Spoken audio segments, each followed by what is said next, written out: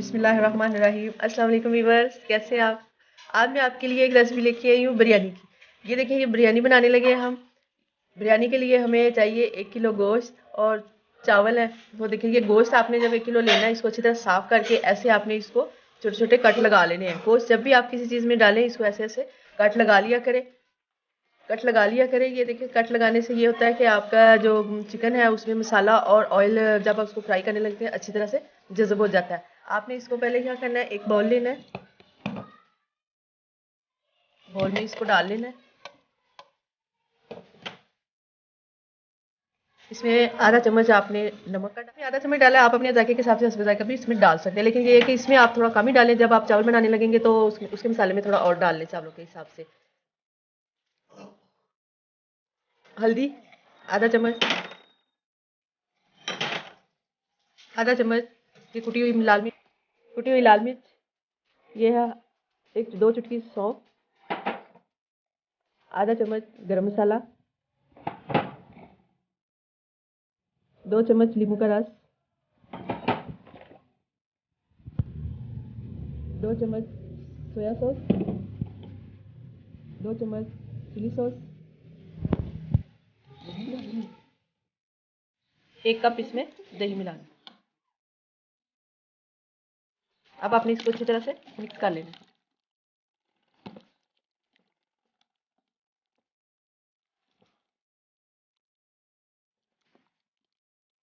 15 minute इसको आपने mix करने के बाद इसको 15 मिनट के लिए फ्रीज कर देना है। 15 मिनट के बाद हम इसको देखेंगे कि इसका जो मसाला है इसमें हमने इसमें डाले हैं वो सारे अच्छी तरह से मिक्स हो सके हैं। जब तक ये तैयार होता है, आए हम बिरयानी का टेस्टी बिरयानी का मसाला तैयार करते हैं।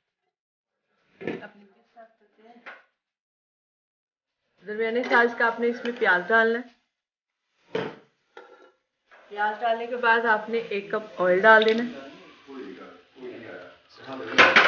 1 कप ऑयल डालकर आपने इसको प्याज को ब्राउन होने के लिए रख देना है। आपने प्याज को इसी तरह आग थोड़ी तेज रखकर आपने प्याज को ब्राउन कर लेना है। लाइट ब्राउन करना है, ज्यादा ब्राउन नहीं आपने करना। प्याज आपको ब्राउन कर लेना। देखिए, प्याज ब्राउन हो रहा है।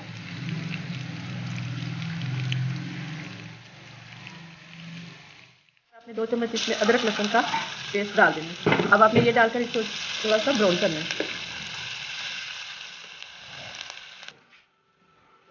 2 मिनट अदरक लहसुन ब्राउन करने के बाद आपने इसमें जो चिकन हमने रखा था मसाला लगा के वो आपने डाल देना। अब आपने इसमें इसको फ्राई करना है। इसको अच्छी तरह से आपने भूनना है, भून के इसको फ्राई कर ले।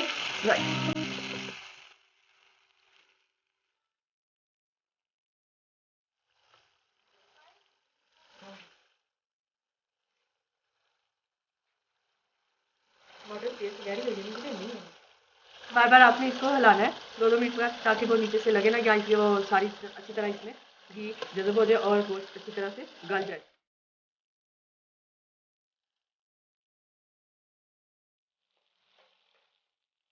हमारा गोश्त फ्राई हो चुका है। अब आपने इसमें टमाटर डाल देना। टमाटर डालने के बाद आपने इसमें 1 चम्मच सब्ज मिर्च कुटी हुई डाल देनी है। और निकल ही नहीं थे। टमाटर डालने के बाद आपने इसको अच्छी तरह से भूनना है। भूनने के बाद आपने इसमें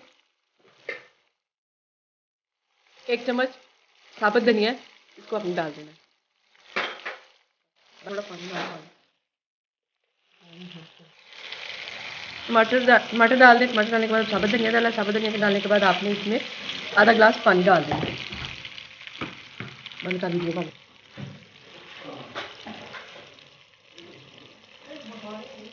एक टुकड़ा दालचीनी, 3 कड़ी पत्ते डाल दें, 2 छोटी बड़ी इलायची, 2 बारीक के फूल है, 4-5 लौंग है। ये डालकर आपने इसको ढक्कन दे देना, ताकि आपके जो मसाले टमाटर हमने डाले हैं वो अच्छी तरह से गल। हमारे टमाटर गल चुके हैं। टमाटर गलने के बाद आपने इसमें ये 2 कटे हुए नींबू हैं वो भी डाल देने हैं। इनका रस निकाला हुआ, रस भी साथ में निकाल लें। और ये 5-6 दाने आलू बुखारे के हैं। ये डालने के बाद आप इसको 2 मिनट के लिए हिला लें।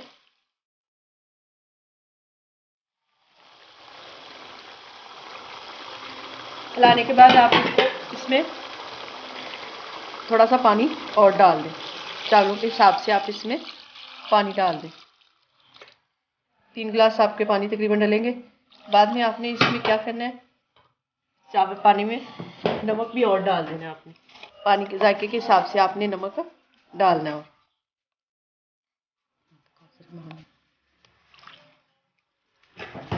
आप इसको हिला लें।